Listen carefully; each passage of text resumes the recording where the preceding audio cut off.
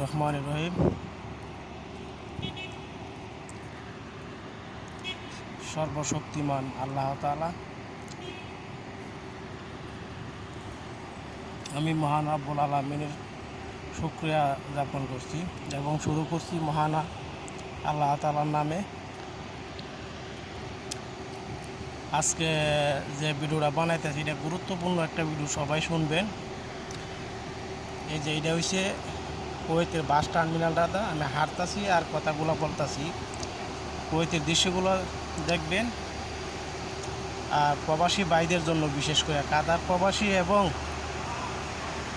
Dubai প্রবাসী যে দুর্ঘটনাটা ঘটছে আমাদের প্রবাসী ভাইদের উপরে, এই গুরুত্বপূর্ণ কথাগুলো বলার জন্য আমি ভিডিওটা বানাইতেছি। ভিডিও বানানোর কোনো ইচ্ছা ছিল না, তো চিন্তা করলাম না কিছু কথা না বললে না ওই হইব, কথাগুলো বলতেই হবে। এই কারণে এই কথাগুলো বলার উদ্দেশ্যটা। ভাই, আরব গালফে যারা আছে সবাই, এটা হচ্ছে রাষ্ট্রতন্ত্র দেশ, এটা কোনো গণতন্ত্র দেশ না। আমরা কার সাপোর্ট করতেই পারি, কোটা বিরোধী আন্দোলন যারা করতেছে তাদের সাপোর্ট করতেই পারি আমরা, কিন্তু প্রবাস আমরা এখানে কিসের জন্য আইছি? আমরা ফেডের জন্য আইছি। এই দেশের আইন শৃঙ্খলা মানার পর আমরা চলতে হবে। এই দেশের কানুন কি? আরব রাজতন্ত্র দেশ, গণতন্ত্র দেশ না। 5 জন লোক একসাথে হইলেই পুলিশ ধরে, পুলিশ জিজ্ঞাসা করে তোরা এখানে 5 জন লোক কী করস, কিসের কাম তারা? এই যে দেখেন এখানে যার রাস্তাঘাটে তোর একটা বাস টার্মিনাল, কোনো একটা লোক নাই, যার যে প্রয়োজন বাস দাঁড়াই লিচু উঠে যাবো। তো এই জিনিসগুলো আমরা ফলো করার দরকার, আমরা এই দেশের আইন মানার দরকার। আমরা কেন এই দেশের রাস্তাঘাটের মাঝে আন্দোলন করতে যাই? ভাই, প্রতিবাদ করেন, প্রতিবাদ করতে তো কোনো মানা নাই। প্রতিবাদ কিভাবে করবেন? আমরা একটা হল করেন, হল ভাড়া নেন, হলের ভিতরে সবাই একত্রিত হয়ে এখানেও প্রতিবাদ জানান, মিডিয়া দেখব। রাস্তাঘাটও কেন করতে হইব? রাস্তাত কেন নামতে হইব?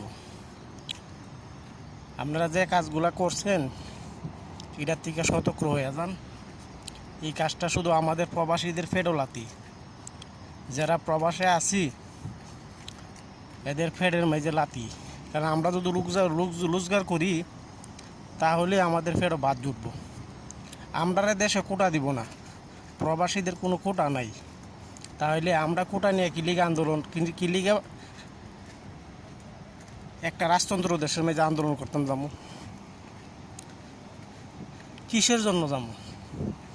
এই জিনিসটাই আমার মাথায় ধরে না। আমি বিশেষ করে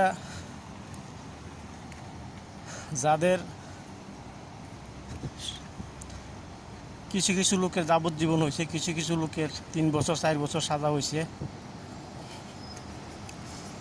এটাই কিন্তু মুখ্য বিষয় না।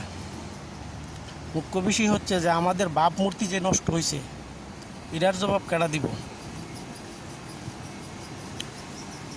সমর্থন করেন, কই না কই সমর্থন করে, দল সবাই করে।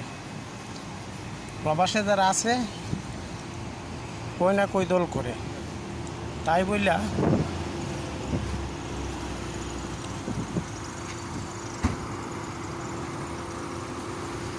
আমরা এই দেশের কানুন মানতাম না, এটা কোনো কথা না। এই দেশের কানুন আমরা মানতে হইব। এই দেশে চলাফেরা করতে গেলে আমরা এই দেশের কানুন সবসময় ফলো করতে হইব।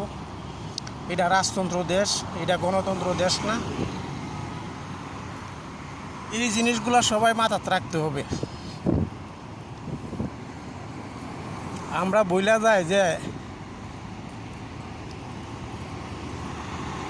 অন্য দেশে বসবাস করি আমরা। ভাই, আমরা অন্য দেশে বসবাস করি, এই জিনিসটা আমরা বইলাই যাই। এটা আমাদের নিজের দেশ না।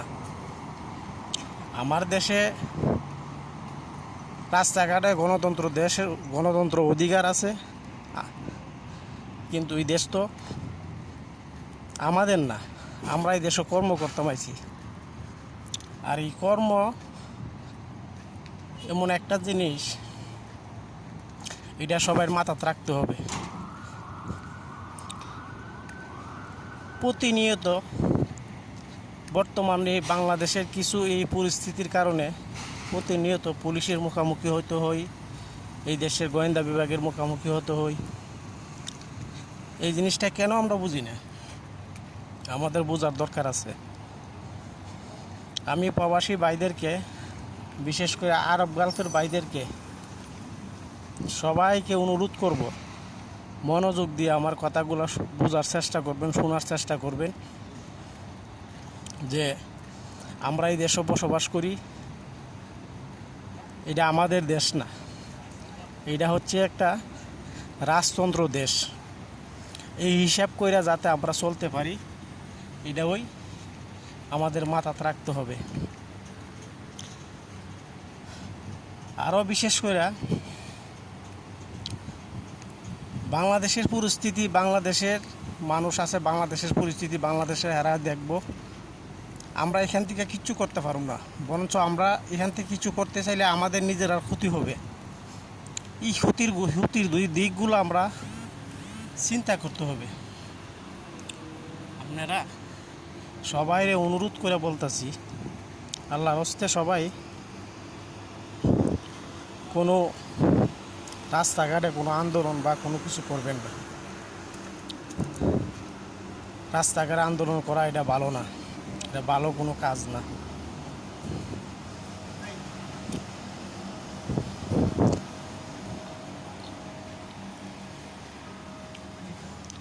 এতটুকুই আমার কথা। আল্লাহ হাফেজ। সবাই ভালো থাকবেন, যার যার প্রতি খেয়াল রাখবেন। আর দেশের আইন মান্য চলবেন। সবার কাছে আমার একটাই অনুরোধ, সবাই ভিডিওটা দেখবেন, কথাগুলো শুনবেন। আশা করি এই কথাগুলো প্রবাসী ভাইদের জন্য কাজে লাগবে। আর বেশি বেশি করে শেয়ার করবেন, অন্যরা যারা আরব গালফে যারা আছে সবাই যে কথাগুলো শুনতে পারে। এই বললে আমি আমার কথাগুলো শেষ করছি। আল্লাহ হাফেজ, ধন্যবাদ।